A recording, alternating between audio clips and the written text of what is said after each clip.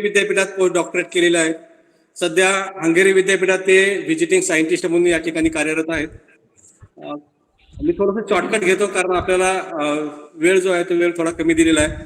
सध्या भारत सरकारने महाराष्ट्र राज्यासाठी स्टेट एन्व्हायरमेंट अप्रायझर कमिटी जी आहे त्या कमिटीवर एक्सपर्ट मेंबर म्हणून त्यांची नेमणूक केलेली आहे. सध्या भारतामध्ये जे काही नामांकित टॉप 10 मध्ये जे काही कॉलेज आहेत त्यातले 10 नंबरचं कॉलेज आहे सेंट झेवियर कॉलेज मुंबई. येथे बॉटनी विभागाचं जे BOS आहे बोर्ड ऑफ स्टडी तेथे सन्माननीय मेंबर आहेत. त्याच्यानंतर KG सोमय्या म्हणून हेही नामांकित कॉलेज आहे. याही कॉलेजच्या बोर्ड ऑफ स्टडीजवर ते सन्माननीय सदस्य म्हणून काम करीत आहेत. सध्या ते वेगवेगळ्या जवळपास 10 आंतरराष्ट्रीय UGC केअर आणि पीअर रिव्ह्यू जर्नल जे आहेत इंटरनॅशनल याचे ते संपादक मंडळावर सदस्य म्हणून काम करीत आहेत. याशिवाय रिसर्च पेपरचे जे काही पीअर रिव्ह्यू कमिटी देखील ते काम करीत आहेत. तसंच आपल्याला हे सांगता येतं की सध्या ते संत गाडगे बाबा विद्यापीठ अमरावती आणि मुंबई विद्यापीठ येथे तज्ज्ञ संशोधन रेफरी म्हणून बाह्य रेफरी म्हणून या ठिकाणी ते कार्यरत आहेत. याशिवाय इंटरनॅशनल जर्नलमध्ये त्यांनी जवळपास 34 रिसर्च पेपरचं पब्लिकेशन केलेलं आहे आणि 13 पोस्टर प्रेझेंटेशन आणि 8 आंतरराष्ट्रीय परिषदेमध्ये शोधनिबंध सादर केलेले आहेत. सर्वात महत्वाचं म्हणजे सरांचं वनस्पतीशास्त्र या विषयावर खूप लिखाण झालेलं आहे आणि महत्वाचं म्हणजे UGC नेट परीक्षा पास आहेत, लाईफ सायन्समध्ये बॉटनीमध्ये सेट परीक्षा पास आहेत, टोफिल ही आंतरराष्ट्रीय परीक्षा पास झालेल्या आहेत, GRE परीक्षा पास झालेल्या आहेत आणि IIT कानपूर येथे जे परीक्षा घेतली जाते गेट परीक्षा ते गेट परीक्षा देखील पास झालेल्या आहेत. याशिवाय डॉक्टर नितीन लभाने सर यांनी राष्ट्रसंत तुकडोजी महाराज नागपूर विद्यापीठ या विद्यापीठामध्ये त्यांनी PhD संशोधन केलेलं आहे आणि सर्वात महत्वाचं म्हणजे भारतामध्ये आणि आंतरराष्ट्रीय क्षेत्रामध्ये ज्या ज्या संशोधन करणाऱ्या वनस्पतीशास्त्रामध्ये संशोधन करणारे जे इन्स्टिट्यूट आहेत रिसर्च इन्स्टिट्यूट तर त्या ठिकाणी सन्माननीय सदस्य म्हणून ते काम करीत आहेत आणि सध्या ते असोसिएट प्रोफेसर म्हणून भवन कॉलेज मुंबई येथे वनस्पती विभागामध्ये कार्यरत आहेत. तर खरं तर बायोडाटा खूप मोठा आहे पण सरांची माफी मागून आणि वेळेची थोडीशी मर्यादा पाळून मी थोडासा शॉर्टकट केलाय सर. अजून तुमची बरीचशी ओळख या व्याख्यानाच्या माध्यमातून होईल. मी खरं तर मी तुमचा धन्यवाद मानतो की तुम्ही आमच्या या निमंत्रणाला होकार दिला आणि जे काही मी माझं काम जे होतं ते मी थोडक्यात संपवलेलं आहे. धन्यवाद सर. Thank you Kadse sir. धन्यवाद सर. धन्यवाद सर. यापुढे पुढील सूत्रे मी कॉमर्स विभागाच्या धन्यवाद मॅडम. आता मी आपले प्रमुख डॉक्टर नितीन लबाने सर यांना विनंती करते की त्यांनी आम्हाला IPR बद्दल मार्गदर्शन करावे व आमच्या काही शंका असल्यास doctor Nitin Labane sir. Thank you very much. एक रिक्वेस्ट करायची होती. आपल्याकडे डॉक्टर सदाशिव कांबळे सर आहे, त्यांचा माईक चालू आहे तर त्यामुळे इको होतो आहे तर त्यांना आपण सांगितलं हा तर त्याच्यामुळे कोणाचाही आवाज व्यवस्थित होत नाही. विनंती आहे पार्टिसिपंटला सगळ्यांना विनंती आहे की त्यांनी आपले माईक म्यूट करावे.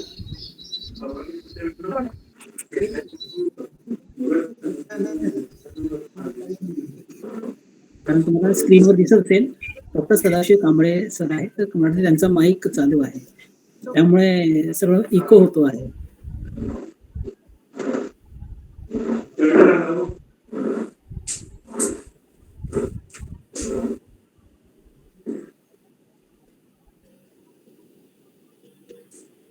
मला बोलवणार नाही तरी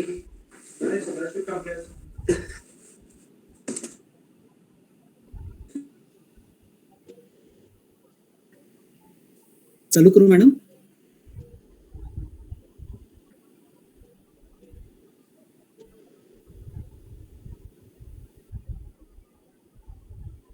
बरं सगळं सर चालू करायचं.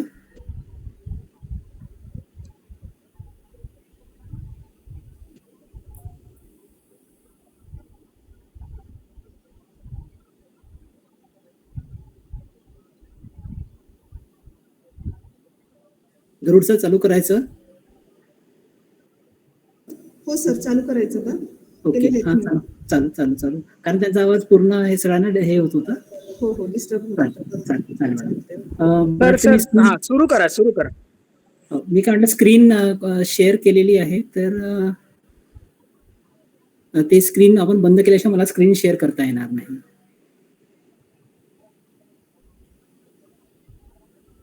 Thank you very much madam.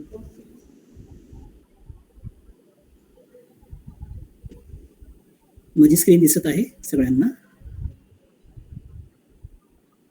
Yes.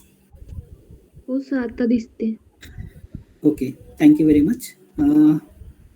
At the onset, I like to thank the Mahatma Phule Shikshan Sanstha's Karamveer Bhavarao Patel College, Sangli, for inviting me to give a talk on intellectual property rights in India.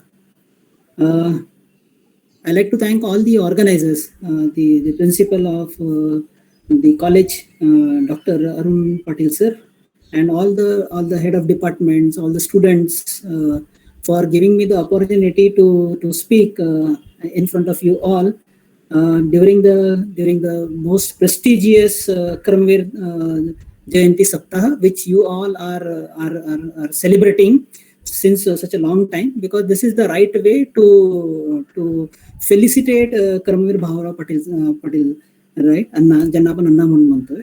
Right, so I think that there cannot be any other way, better means of celebrating the Jayanti of Karamveer Bhavarao Patil as such, right? And I also like to congratulate the college for their Diamond Jubilee celebration, because it's a long time. The work that was started by Bhavarao Patil way back around 100 years back, and now we are there, where we are trying to propagate his ideas to various sector or various region of our country. So I like to thank everyone once again. So with your permission, I will start with today's presentation. I'm not an expert, right? I'm not an expert, but on account of Karamveer Bhavarao Patil, ज्यांना आपण अण्णा म्हणतो, तर मला वाटतं की I'm very fortunate that I have got an opportunity to speak in a week which we are celebrating as his birth anniversary, right? So because there cannot be any other means by which we can felicitate a person of his stature, right? I think and your college as such, I think you are proud, I think the baton holder of taking this particular thing in the forward direction, right? So I will try to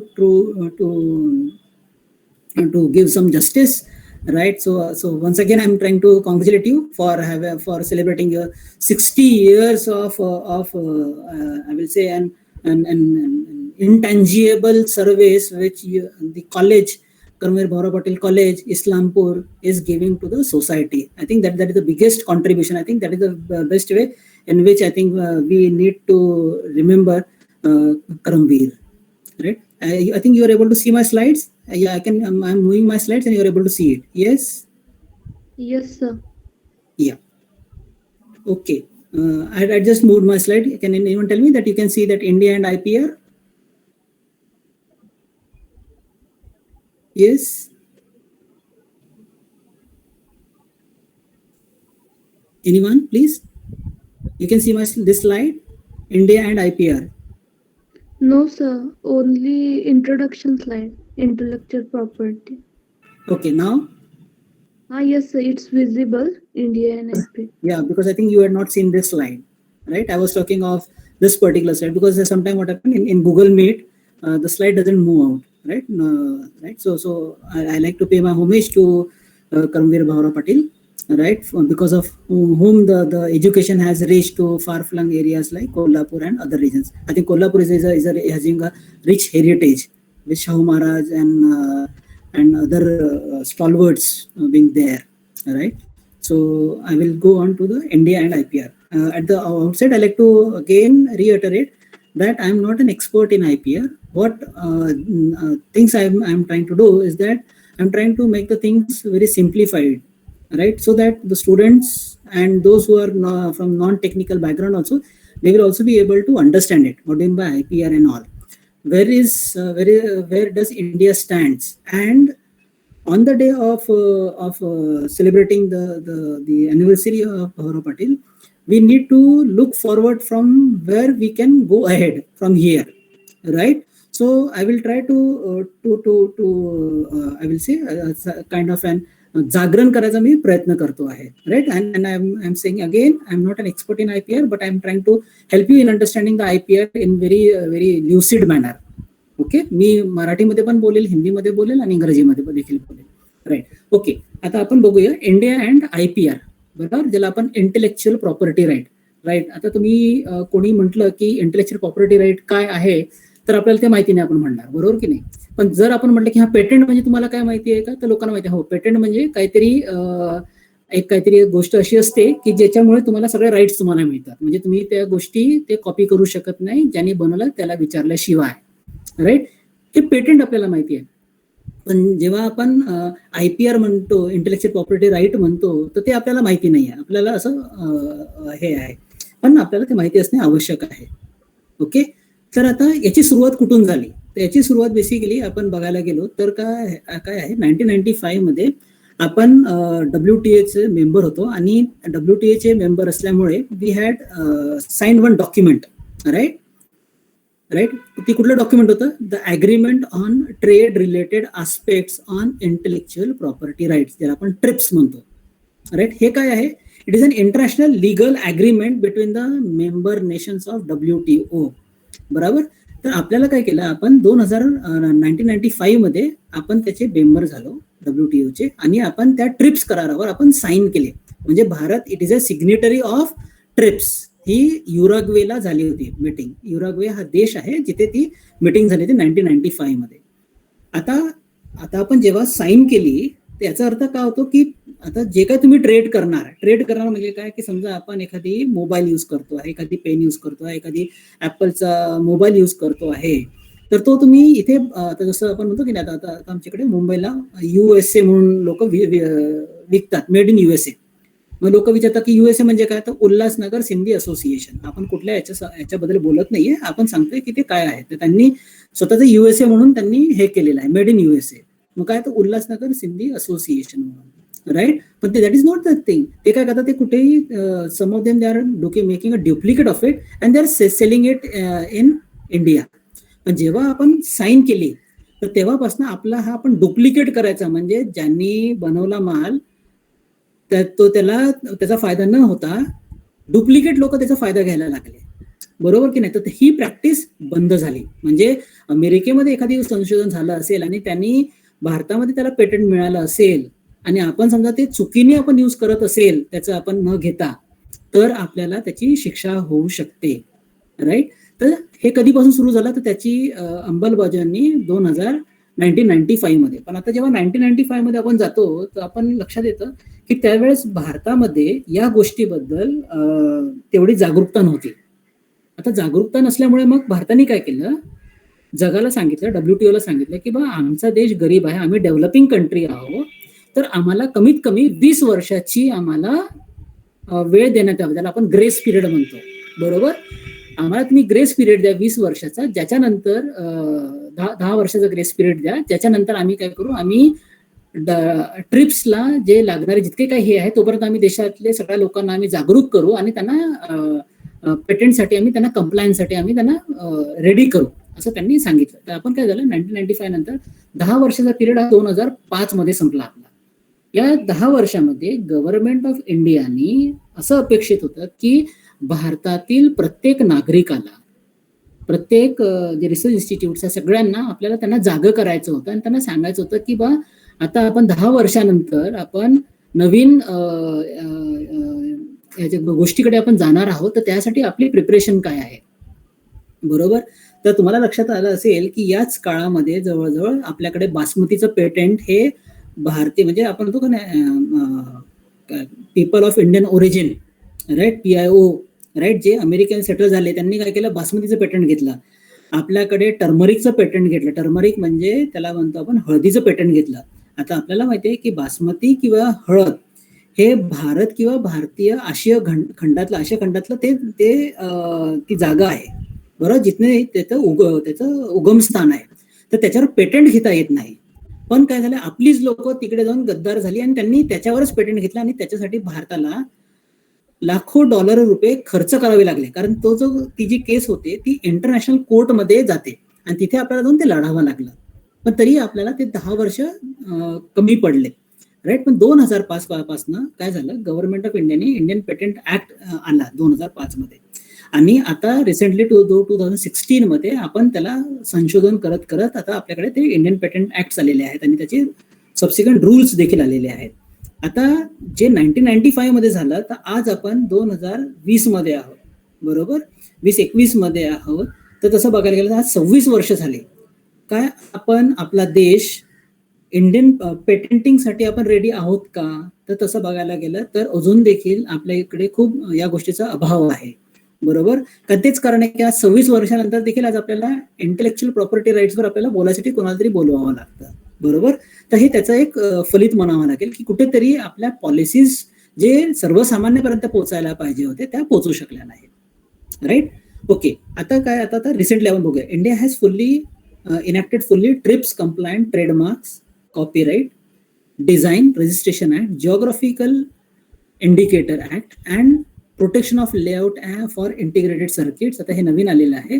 त्याच्या व्यतिरिक्त novel plant varieties protection act and farmers right act 2001 and biodiversity act 2002 हे आता आपल्याकडे निर्माण करण्यात आलं. का निर्माण केलं त्याचा समजा तुम्ही बघायला विचार करायचा प्रयत्न केला तर तुम्हाला लक्षात येईल की याची सगळ्यांची मुळं ही बासमती राईस, टर्मरिक असेल किंवा जामुन मध्ये असलेलं अँटी डायबेटिक कंपाऊंड आहे. तर या सगळ्या, आता मी वनस्पतीशास्त्राचा प्राध्यापक आहे, राईट. आता प्रोफेसर झालो आहे पण अजून माझं ते लेटर याच्या म्हणून मी असोसिएट प्रोफेसर लिहितो, अदरवाईज माझा प्रोफेसरशिप झालेला आहे. पण तरीही to tell you very frankly what is happening की जेव्हा लोकांना लक्षात आलं की बाहेरची लोक झाडांना देखील ते त्याच्यावर पेटंट घेऊ शकतायत, तर त्यावेळेस काय झालं, आपले CSIR चे डायरेक्टर होते डॉक्टर माशाळकर म्हणून, राईट. आणि त्यांनी जे त्यांच्या लक्षात आलं तर त्यांनी खूप मोठं काम केलं. त्यांनी हे जितकी काही, आता कसं आहे की आता मी म्हणेल की भारताने किती म्हटलं की बासमती भारतातलाच आहे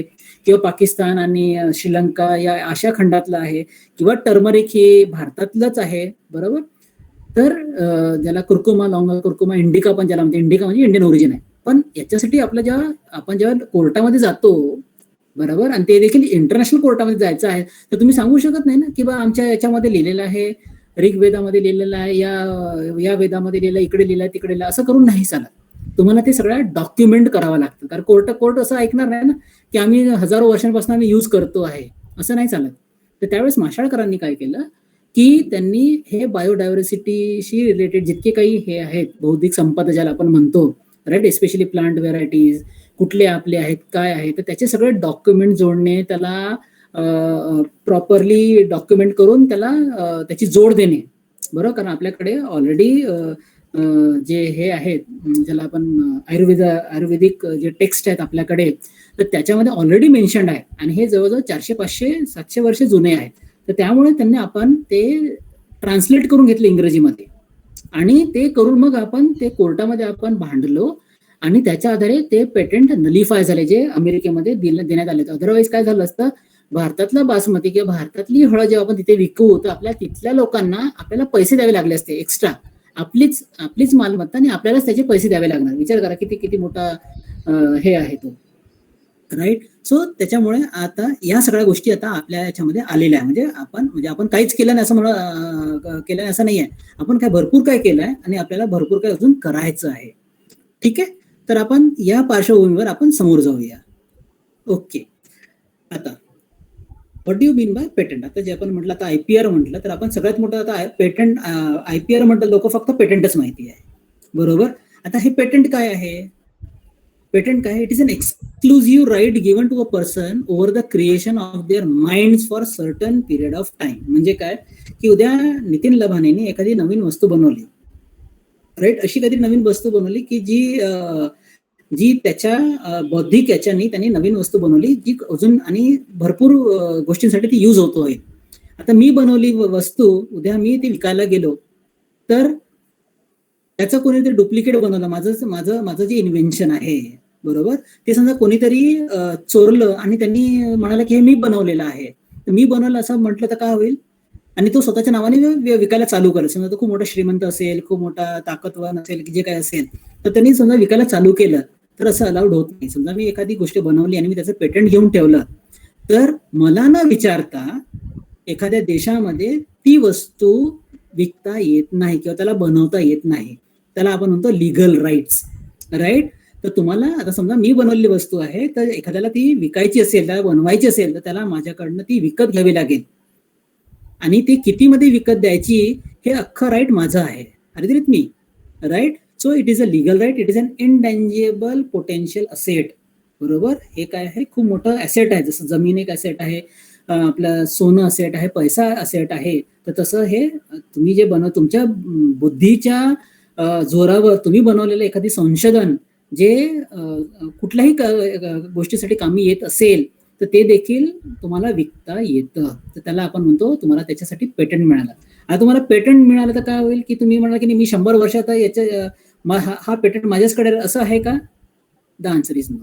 तुम्हाला ते पेटंट हे फक्त काही कालावधीसाठी म्हणजे जवळजवळ हे 20 वर्षासाठी तुम्हाला देण्यात येतं, राईट. त्याच्या पुढे ते काय होतं, ते पब्लिक होतं. तुम्हाला ते पब्लिक होऊ द्यायचं नसेल तर तुम्हाला काही ती फीस भरून तुम्हाला कंटिन्यू करावं लागेल. अदरवाईज ते काय होतं, ते पेटंट हे पब्लिक होऊन जातं आणि ज्याने याचा अर्थ हा होतो की ती गोष्ट कोणीही आता त्याला रेप्लिकेट करू शकेल, राईट. ओके. दुसरी गोष्ट आहे की याच्यामध्ये तुम्हाला मोनोपोली मिळते. ज्यांनी बनवलं आहे तर त्याला त्याचा हक्क मिळालाच पाहिजे. आता दुसरं सिंपल एक्झाम्पल घेऊया.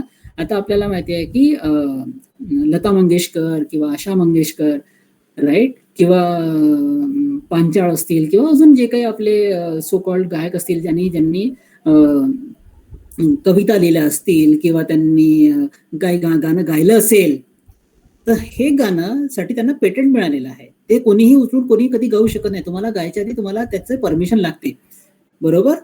तर this is what is called as a patent. आता याचं निगेटिव्ह राईट्स काय? निगेटिव्ह राईट्स म्हणजे जसं तुम्हाला ते विकू शकतात, त्याच्याकडे तुम्हाला पैसे मिळू शकते. याच्यासोबत दुसरी गोष्ट काय आहे की you have got a negative right, म्हणजे it prevents others to use his or her creation for a definite time. म्हणजे कोणीही उठून ते यूज करू शकत नाही. त्याला आपली परमिशन घेणे आवश्यक आहे. म्हणजे ज्यांनी ते पेटंट बनवलं आहे किंवा ज्याच्या नावावर हे पेटंट नोंदण्यात आलेलं आहे त्याच्याकडनं परमिशन घेणे आवश्यक आहे. ओके. ओके. आता मी जे प्रश्न विचारले, ज्याची उत्तरं दिली, त्याचं परत एकदा आपण पुनर्विचार करूया. Why the intellectual property rights are given, म्हणजे हे IPRचे हे जे राईट्स आहे किंवा हे पेटंट का देतात, राईट, त्याचे आन्सर आपल्या तुमच्या समोर आहे. The intellectual property rights were essentially recognised and accepted all over the world due to some very important reasons, right. ते काय कारण आहेत? To provide an incentive to individual for new creation, म्हणजे ज्यांनी जे गोष्ट बनवली आहे तर त्याला त्याचा व्यवस्थित मोबदला मिळायला पाहिजे, हा त्याच्या मागचा सगळ्यात मोठा उद्देश आहे. To accord due recognition to the creator and inventors, म्हणजे एखादी वस्तू एखाद्याने बनवलेला आहे तर आपल्याला त्याला क्रेडिट द्यावंच लागेल की भैया ये जो है ये इसने बनाया हुआ है, राईट. त्याच्यासाठी त्याला पेटंट मिळाला आहे, त्याच्यासाठी तो पैसे मागतो आहे, right. So this is what is called the giving recognition. म्हणजे तुम्ही एखादी कविता संग्रह लिहिला असेल तर दुसरा कोणी छापू शकत नाही स्वतःच्या नावाने, बरोबर. म्हणजे काय, म्हणजे याचा अर्थ काय होतो की तुम्ही लिहिलेला कविता, तुम्ही लिहिलेला शोधनिबंध, तुम्ही केलेला रिसर्च, राईट. जसं सरांनी म्हटलं की सर तुम्ही शोध निबंध लिहिता किंवा एखादी PhD थिसिस लिहिता किंवा पोस्टडॉक मध्ये एखादी तुम्ही रिसर्च करता किंवा तुम्ही अंडर ग्रॅज्युएट असताना तुम्ही करू शकता. असं जरुरी नाही की तुम्ही शिक्षणातनंच तुम्ही पेटंट मिळवू शकता, असं काही नाही आहे. असे भरपूर लोक आहेत जे अडाणी आहेत पण त्यांचं अनालिटिकल माइंड इतकं जबरदस्त आहे की त्यांनी घरी बनवलेल्या वस्तूंचं देखील ते पेटंट घेऊ शकतात. पण ही गोष्ट आपल्याला तिथपर्यंत पोहोचवावी लागेल, नाही तर काय होईल, कोणीतरी श्रीमंत येईल, त्याच्याकडनं बघता अरे खरे कसं बनवलं, दाखव कसं बनवलं. आता एखादी समजा सायंटिस्ट असेल तर असे भरपूर झालेले, लक्षात ठेवा. याचं सगळ्यात चांगलं एक्झाम्पल म्हणजे खोब्रागडे नावाचा विदर्भातला एक शेतकरी आहे ज्याने HMT नावाची व्हेरायटी डेव्हलप केली. राईट, ते विदर्भातले होते. त्यांनी भरपूर म्हणजे राईसच्या एवढ्या साऱ्या व्हेरायटीज डेव्हलप केल्या की त्याचं म्हणजे वाखाण्यासारखं आहे. ते मरण पावले. भारतातील सगळ्यात मोठी म्हणजे खूप नावाजलेली संस्था आहे. तेथील काही लोक तिथे गेली, त्यांच्याकडनं काही त्यांनी गोष्ट चोरल्या, म्हणजे काही मटेरियल त्यांनी चोरलं, स्वतःच्या लॅबमध्ये नेल्या, तिथे जाऊन त्या उगवल्या आणि स्वतःच्या नावाने त्या विकायला चालू केल्या. आलं का लक्षामध्ये? म्हणजे काय होतं की एखादी अडाणी माणूस असेल तर त्याचा असाही लोक गैरफायदा घेतात की म्हणजे आणि दाखवतात की आम्ही किती मोठे आहोत. पण याच्यासाठी काय आवश्यकता काय कशाची होती? भारतीय सरकारला प्रत्येक व्यक्तीला या काय गोष्टी आहेत, त्याचा उपयोग काय आहे हे सांगणे गरजेचं होतं. ते काही झालं नाही असं माझं मत आहे. Right, okay. आता दुसरी आपण जाऊया. To ensure material reward for intellectual property. Material reward म्हणजे एखाद्याने ती वस्तू बनवलेली आहे, जसं खोब्रागडेंनी एखादी गोष्ट बनवली असेल तर त्यांना त्यांचं सत्कार व्हायला पाहिजे होतं. त्यांना एखादी खूप मोठी मला वाटते त्यांना तर म्हणजे ज्याला आपण भारतातील सगळ्यात मोठं जे हे असतं सत्कार, ते सत्कार देऊन त्यांना सत्कार करायला पाहिजे होतं. त्यांना विद्याविभूषण म्हणून हे करायला पाहिजे होतं. मग नागपूर विद्यापीठाने कमीत कमी त्यांना DLED किंवा PhD अशी पदवी देऊन त्यांना हे करायला पाहिजे होतं. राईट, कारण ते मरण पावले, त्यांचं पूर्ण नॉलेज गेलं. काय म्हणालात का वारसाकडे सर? ऐकू येते ना? येते सर, ऐकू येते, व्यवस्थित आवाज येतोय sir. Okay, thank you. Right, okay. तर या गोष्टी आपल्याला करायला हव्या होत्या, राईट, ज्या होत नाहीये. तर आपल्याला मटेरियल रिवॉर्ड म्हणजे काय? त्या व्यक्तीला त्यांनी केलेल्या कामाचं त्याला चोख मोबदला मिळायला पाहिजे. बरोबर, तर त्याला त्याच्यामुळे इंटेलेक्च्युअल प्रॉपर्टी राईट आला. बरोबर. पण काय होईल की जोपर्यंत लोक अडाणी राहतील, लोकांना अडाणी ठेवण्यात येतील आणि त्याचा जसा प्रयत्न राहील तोपर्यंत काय होईल, आपल्या इथे जो काम करतो आहे, जे खरंच ते संशोधन केलेलं आहे त्याला कधीही मोबदला मिळणार नाही. राईट, आपल्याला अशी समाज व्यवस्था बनवावी लागेल जसे भाऊराव पाटलांनी त्यांच्या कल्पनेतली होती की अशी समाज व्यवस्था असावी जिथे समानता आणि सगळं काही लोकशाही असायला पाहिजे. ती आपल्याला घडवायची आहे. To make available genuine and original product. आता बघा, तुम्ही मोबाईल घ्यायला जाता तर त्याचा जो हे असतो अडॅप्टर म्हणा किंवा चार्जर असता, तर तुम्ही ओरिजिनल विचारता, तो म्हणते की 5,000चा आहे, आणि ते म्हणतं डुप्लिकेट म्हटलं तर तो म्हणते की 1,000चा. तुम्ही आता लॅपटॉपची बॅटरीज घ्यायला जा. भरपूर लोकांकडे तर पॅन्डेमिकमध्ये आपल्याकडे लॅपटॉप्स आलेले आहेत. बरोबर, तर आपल्याला ओरिजिनल म्हटलं तर 4,000 आणि डुप्लिकेट म्हटलं तर 1,500. तर आपण काय करतो? डुप्लिकेटवाले घेतो. बरोबर की नाही? तर हे काय झालं की इंटेलेक्च्युअल प्रॉपर्टीने या सगळ्या गोष्टींना आळा आणलेला आहे. तर त्याच्यासाठी इंटेलेक्च्युअल प्रॉपर्टी राईटची आवश्यकता आहे. ओके, आता आपण जाऊया की मेन गाभ्यामध्ये जाऊया विषयाच्या, की IPR म्हणजे काय. जेव्हा आपण म्हणतो की इंटेलेक्च्युअल प्रॉपर्टी राईट जेव्हा आपण म्हणतो आहे, तर त्याच्यामध्ये काय काय येतं? त्याच्यामध्ये म्हणजे फक्त पेटंट येत नाही, त्याच्यामध्ये पेटंट देखील येतं, ट्रेडमार्क्स देखील येतात, इंडस्ट्रियल डिझाईन देखील येतात, कॉपीराईट्स देखील येतात आणि जिओग्राफिकल इंडिकेशन्स देखील येतात. प्रत्येक गोष्ट काय आहे, कशासाठी आहे, हे सगळं मी तुम्हाला पुढील 10 ते 15 मिनिटांमध्ये सांगेल आणि वेळेच्या आधी मी संपवायचा प्रयत्न करेन. ओके, आता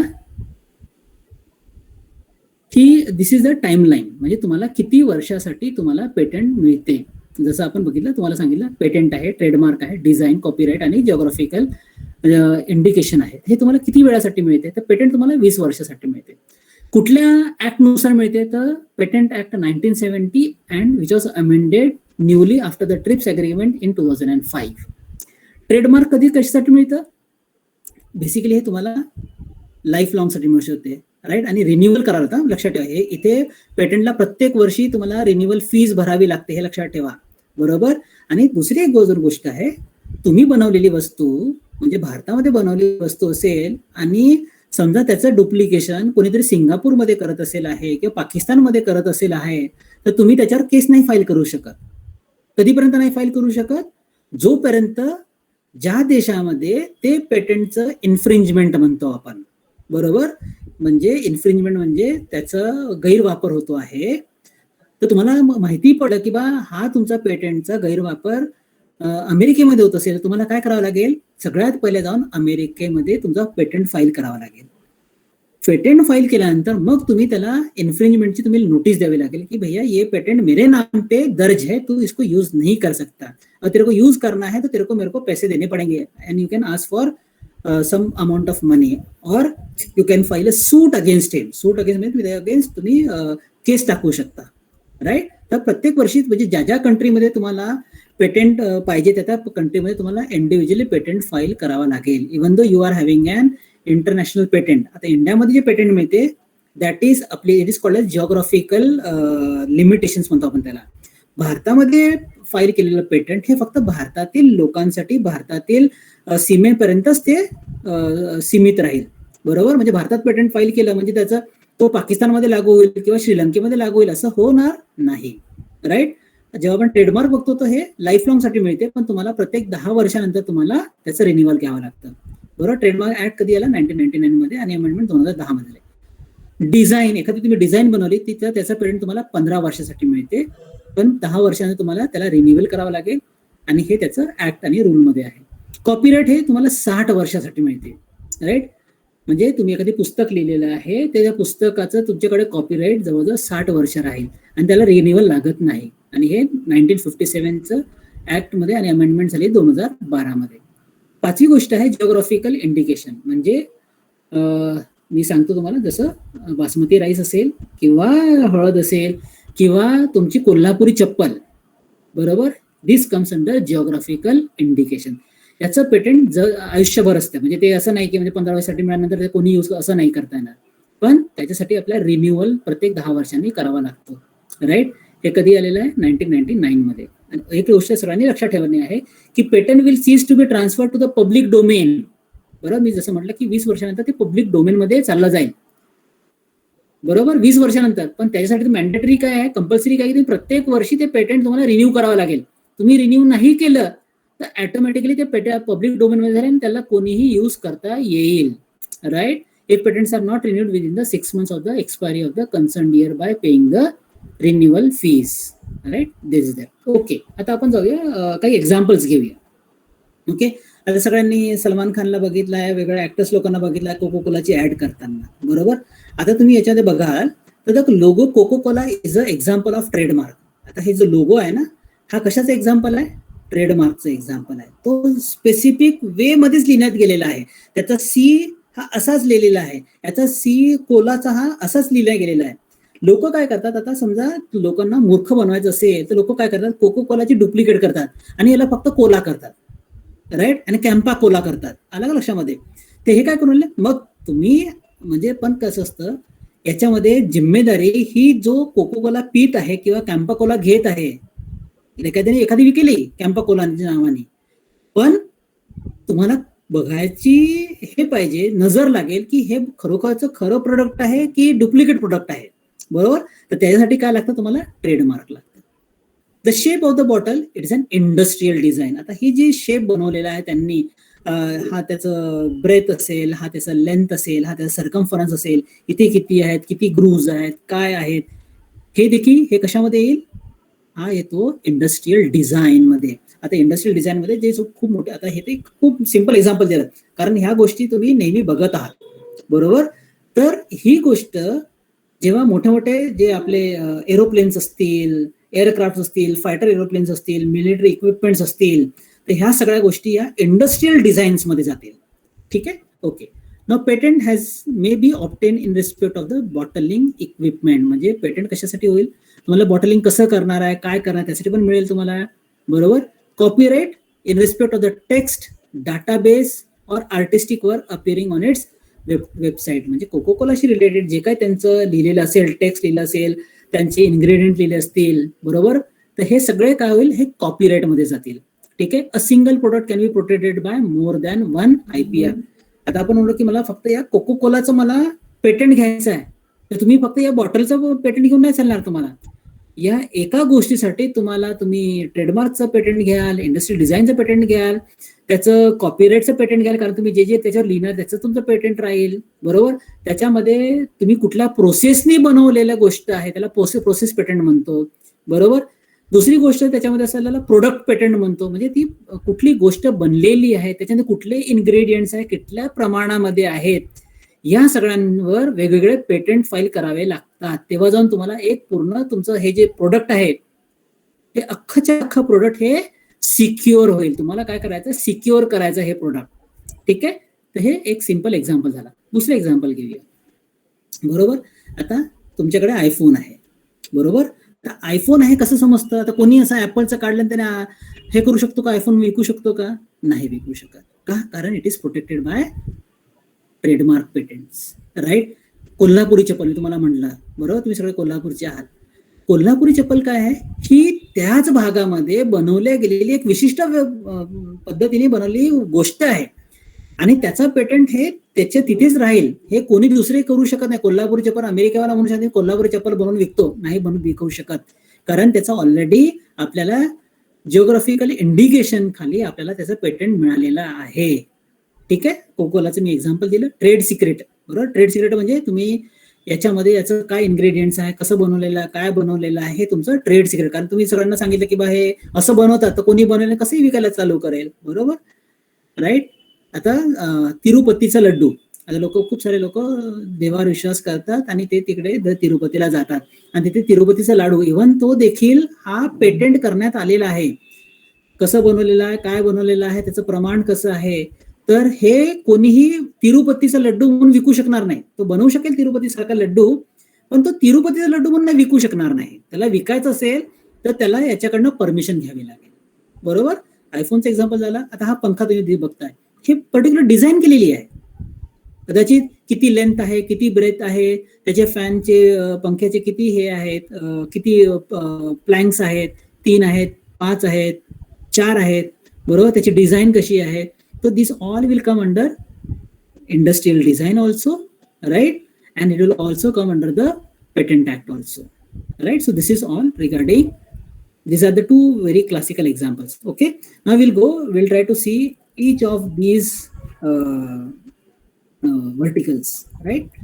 Okay, now what are patents? It is an exclusive right of the inventor to prevent others from possessing, using, selling, manufacturing and importing the patented invention or offering to do any of these with a definite geographical area, right? म्हणजे हे exclusive right देतात कोणाला, इन्व्हेंटरला. Right, काय right देतात ते, की हे दुसऱ्यांनी वापरायला नाही पाहिजे. कोण सांगेल कसं वापरायचं, इन्व्हेंटरच सांगेल. तो सांगेल कसं यूज करायचं, कसं सेल करायचं. कोणाला मी सांगेल की हा टाटाने मॅन्युफॅक्चर करायचं, टाटाच मॅन्युफॅक्चर करू शकतो, बिर्ला नाही मॅन्युफॅक्चर करू शकत. बिर्लाला मॅन्युफॅक्चरिंग करायचं असेल तर त्याला माझ्याकडनं परमिशन घ्यावी लागेल. आता याचं सिंपल एक्झाम्पल द्यायचं म्हणजे आता आपल्याकडे वॅक्सिन्स आहेत. बरोबर, आता वॅक्सिन्स भारताने वॅक्सिन्स बनवल्या नाही. भारत काय करतो, फक्त मॅन्युफॅक्चरिंग हब आहे. भारताने एकही वॅक्सिन स्वतःची बनवली नाही आहे. त्याच्यामुळे त्या याच्यामध्ये राहू नका की भारताने बनवलेली वॅक्सिन, भारताने एकही वॅक्सिन बनवली नाही आहे. या वॅक्सिन्स युरोपात आणि अमेरिकेत बनलेल्या आहेत.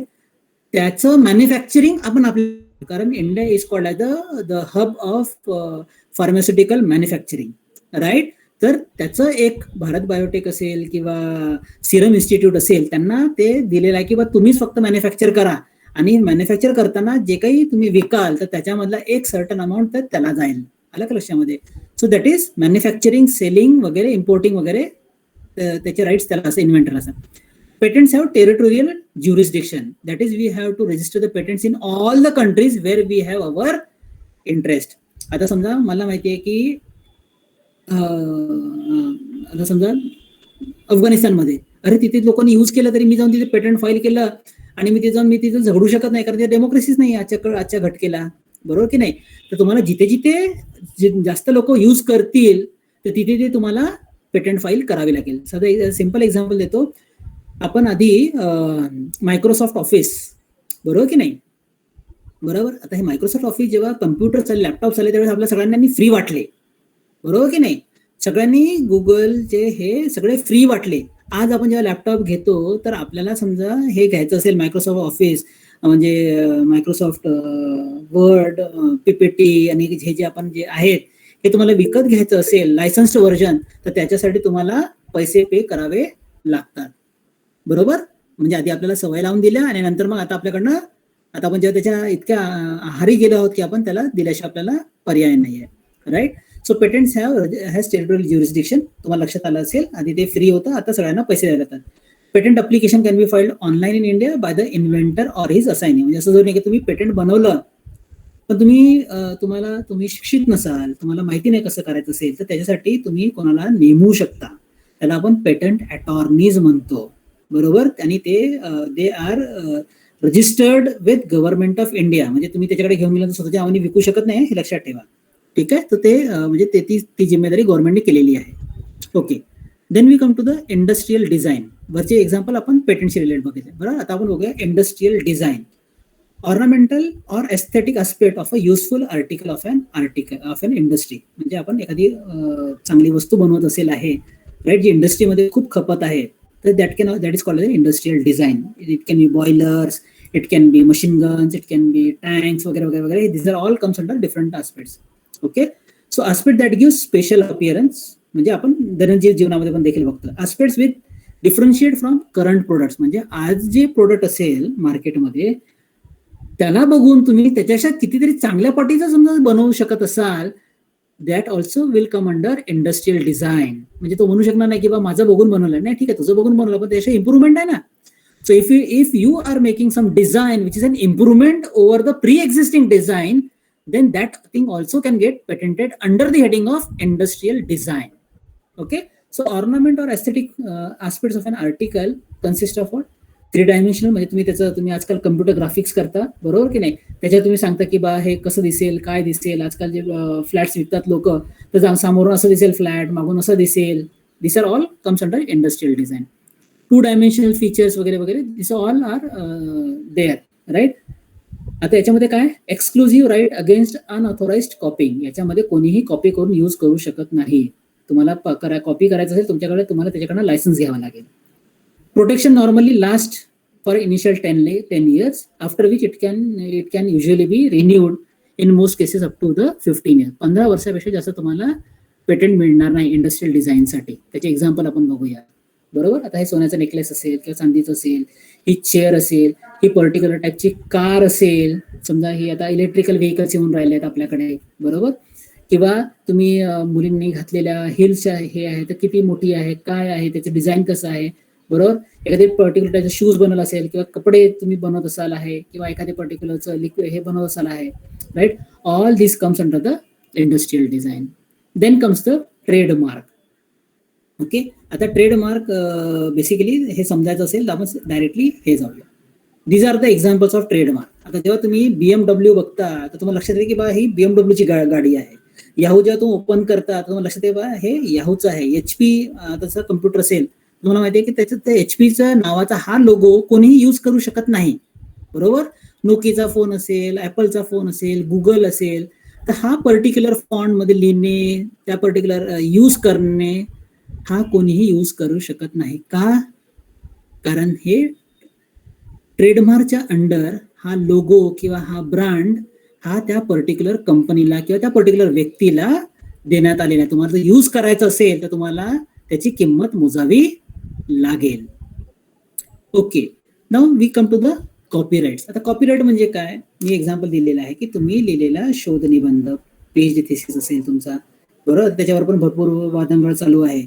लोक याची थिसिस सोडून त्याच्या नावाने पब्लिश केलेलं आहे, राईट. असे खूप मोठे लोक म्हणजे राष्ट्रपती लोक देखील असे त्यांच्यामध्ये फसलेले आहेत, राईट. ज्यांनी आपल्या स्वतःच्या विद्यार्थ्यांचा थिसिस कॉपी करून त्यांनी पब्लिश केलेला आहे. नंतर मग ती सुप्रीम कोर्टापर्यंत ती केस गेलेली आहे, right. So all this things are there in there. So याच्यामध्ये काय, तुम्ही लिहिलेला शोध निबंध आहे, बरोबर.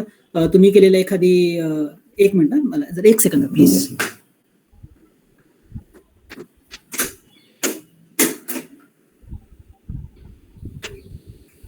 Sorry, I had someone at my door.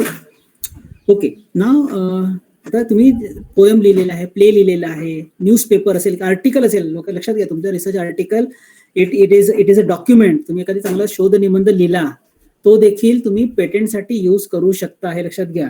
तुम्ही ज्या दिवशी तुमचा रिसर्च आर्टिकल पब्लिश झाला ती डेट तुमच्या पेटंटची डेट मानण्यात येते ज्यावेळेस तुम्ही पेटंट फाईल करता त्यावेळेस, बरोबर. कम्प्युटर प्रोग्राम्स असेल, डाटाबेस असेल, फिल्म्स असतील. आता तुम्हाला माहिती आहे की हे सगळ्या फिल्म्स वेगळ्या लोकांनी विकत घेतलेल्या आहेत, तर त्यामुळे तुम्ही ती कुठली आता अनऑथोराइज रित्या तुम्ही बघू शकत नाही बेसिकली, बरोबर. बघितलं तर तुम्हाला ते you have to pay the price, right. आता लिओनार्डो विन्सीचे पेंटिंग्स आहेत, ड्रॉइंग्स आहेत, बरोबर. भरपूर साऱ्या गोष्टी आहेत. इव्हन मी जसं लता मंगेशकर, आशा मंगेशकर, राईट, यांची नावं जी तुम्हाला सांगितली, राईट. तर हे सगळे लोक या सगळ्या गोष्टी आहेत ह्या सगळ्या कॉपीराईटमध्ये येतात. म्हणजे याचा अर्थ आहे की ज्यांनी ज्या गोष्टी केलेल्या असतील त्याच्याकडे त्या राईट्स असतात आणि त्याला त्याचा मोबदला मिळायला पाहिजे, म्हणून हे IPR आहे, बरोबर. नाव we come to the geographical indication. म्हणजे काय आहे? GI indicates agricultural, natural or manufactured goods associated with the territory, region or locality. एखादी वस्तू एखाद्या रिजनमध्ये बनत असेल, तिथे मॅन्युफॅक्चर होत असेल, बरोबर, लोकली असेल, तर त्याचं इंडिकेटर आहे, बरोबर. GI gives protection to the group of people or association involved in the production of product using traditional skills and knowledge, बरोबर. आता आपण कोल्हापुरी चप्पल ही खूप पुरातन काळापासून आपण यूज करतो आहे, तर ते ट्रॅडिशनल नॉलेज मध्ये मानलं जाते आपण त्याला, right. So manufactured goods should be produced or processed or prepared in that territory. This gives a special quality to the product due to the geographical or climatic, environmental conditions, reputation, specific manufacturing, farming skills वगैरे वगैरे, त्याच्यामुळे त्याला ते देण्यात येतं. आता आपण directly example बघा, बरोबर. बासमती राईस तुम्हाला सांगितलं मग अशी, राईट. हा आशिया खंडातील तो राईस आहे. हे अमेरिकेमध्ये किंवा इंग्लंडमध्ये नाही मिळत आहे, बरोबर. तर त्यामुळे त्यांचं पेटंट हे कोणाला मिळू शकत नाही, बरोबर. त्यासाठी भारताला खूप भांडावं लागलं, हे लक्षात घ्या, राईट. दार्जिलिंग टी, किती लोक Darjeeling T, fresh Darjeeling T. Kanchipuram silk sarees अख्ख्या जगामध्ये फेमस आहे. अल्पॅन्झो मँगोज, बरोबर. नंतर नागपूरचे संत्री, कोल्हापुरी चप्पल, बिकानेरी भुजिया, आग्र्याचा petha, right. These are all the examples of geographical indication. आता आपण बघूया की भारत कुठे आहे. आता तुम्हाला मी सगळे सांगून दिलं की जिओग्राफिकल इंडिकेशन काय आहे, इंडस्ट्रियल डिझाईन काय आहे, बरोबर, पेटंट्स काय आहेत, right. All this things I told you. आता आपण बघूया की भारत कुठे आहे. माझं काम म्हणजे मी या व्याख्यानातून तुम्हाला एवढंच प्रबोधन करायचा प्रयत्न करेल की आपण कुठे आहोत आणि इथून आपल्याला जायचं कुठे आहे हे लक्षात येईल. कारण काय होतं की आपण नेहमीच आपली स्वतःची पाठ थोपटत होतं, भारत बहुत बडा है, हम सबके ये बनेंगे वो बनेंगे, असं बोलून काय होणार नाही ना. आपल्याला करायचं असेल तर आपण आज कुठे आहोत तर त्याचं आपल्याला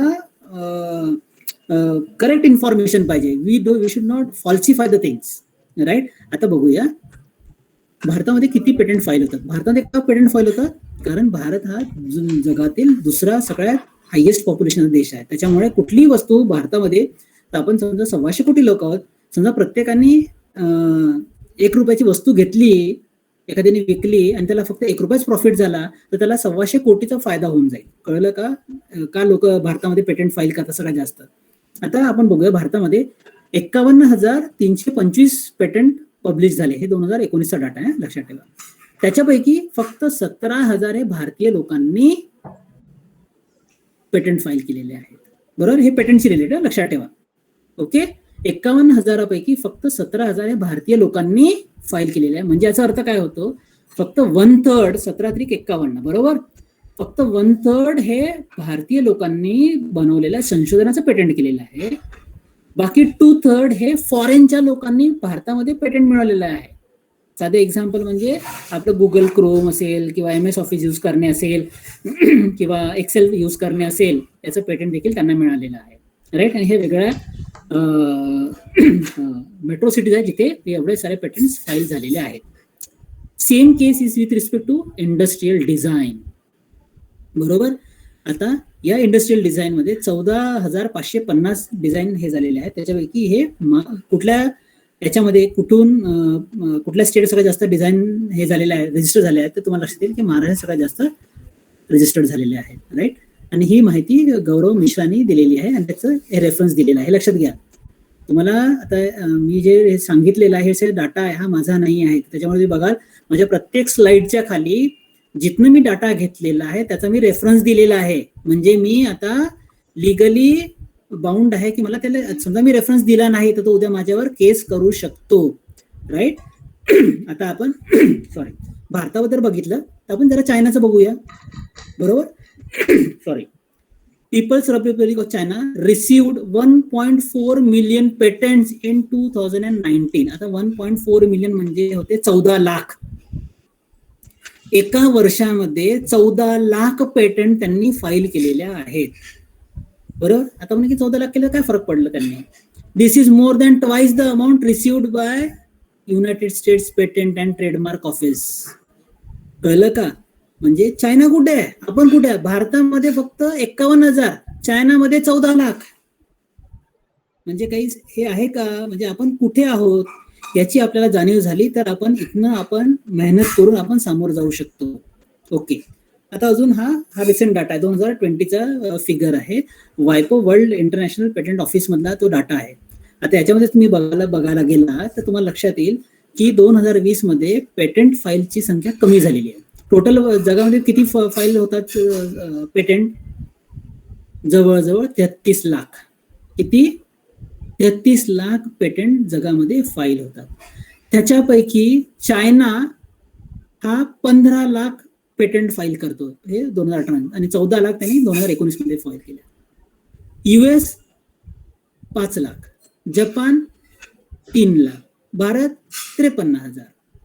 अलग लक्षामध्ये हे पेटंट आहे, हे युटिलिटी मॉडेल्स आहेत, हे ट्रेडमार्क्स आहेत. बघा चायनानी अमेरिकेला कधीच मागे सोडून टाकलेलं आहे, बरोबर. इंडस्ट्रियल डिझाईन किती? 13 लाख. 13 लाखापैकी किती? 7 लाख चायनाचे. European union 1 lakh. अरे मी आता प्लांट व्हेरायटीज जगामध्ये 19,880, चायनामध्ये चायना 5,760. अरे मी म्हणजे आपल्याला ही वस्तुस्थिती आपल्या लक्षात यायला पाहिजे की भैया आपण कुठे आहोत, राईट. ओके. आता ती जगाच्या हिशोबाने झाली. आता बघूया रँकिंग नुसार बघूया. चायना नंबर 1 आहे पेटंटमध्ये, मार्क्समध्ये आणि डिझाईनमध्ये, राईट. ट्रेडमार्क्समध्ये टॉपला आहे. US दुसऱ्या नंबरला आहे, बरोबर. भारत इथे 10व्या नंबरला आहे, बरोबर. आणि डिझाईन मध्ये 13व्या नंबरला. म्हणजे इथे सगळ्यात जास्त म्हणजे इथे म्हणजे this is where we are standing, right. हे तुम्हाला दाखवायचं कारण काय?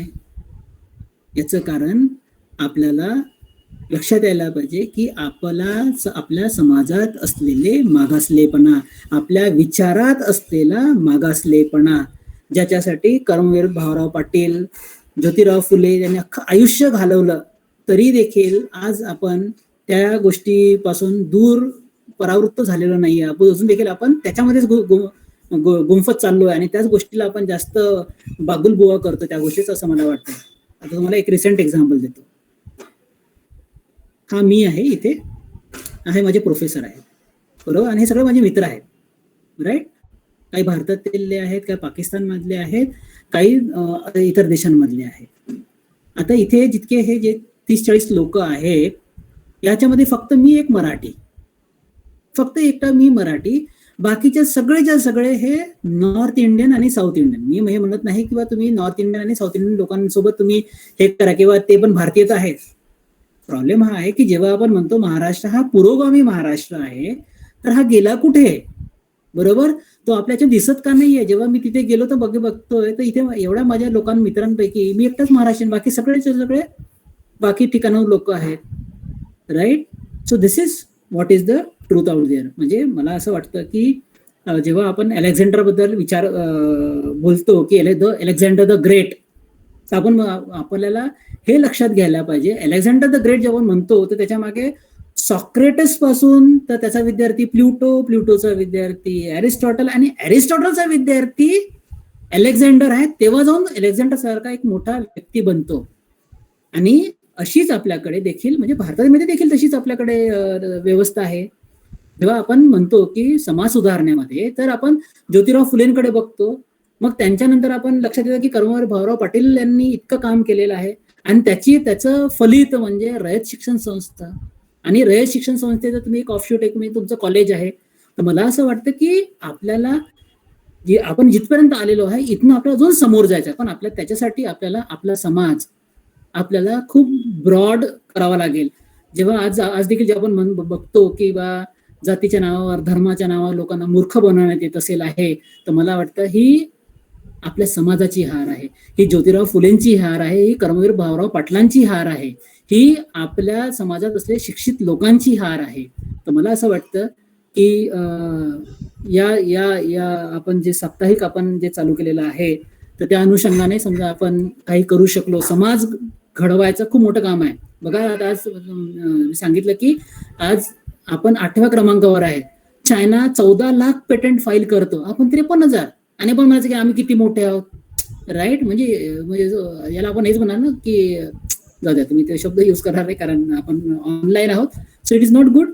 So basically we need to understand where we are standing now and if we acknowledge आपण कुठे आहोत हे आपल्याला माहिती पडल्यानंतर आपल्याला ते ऍक्सेप्ट पण करता आलं पाहिजे की आपण मागासलेले आहोत म्हणून. जर आपण ऍक्सेप्ट केलं की आपण मागासलेले आहोत तरच जाऊन आपण तिथून समोर जाण्याची वाटचाल करता येईल, अदरवाईज करता येणार नाही. माझे प्रोफेसर जे जेव्हा भारतामध्ये आले होते तर मी त्यांना औरंगाबादच्या लेण्या दाखवायला घेऊन गेलो होतो, कारण यांची वाईफ ही अमेरिकेला राहते, तर तिने बुद्धिझम ऍक्सेप्ट केलेला आहे. तर त्यांनी सांगितलं की बुद्धिझम हे जगातील म्हणजे भारताला हा बुद्धाचा देश म्हणून ओळखला जातं, भारताची दुसरी ओळख नाहीये, राईट? तर त्यांनी सांगितलं की एवढा चांगला उद्देश जे माणसाला मुक्तीकडे घेऊन जातो एवढा चांगला उद्देश कोणी दिलेला नाही, राईट?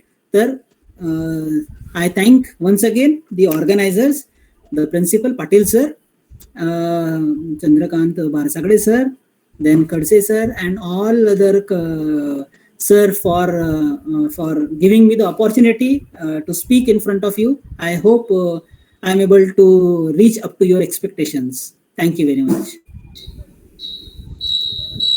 धन्यवाद सर. आपले मार्गदर्शन आम्हाला खूप मोलाचे ठरले.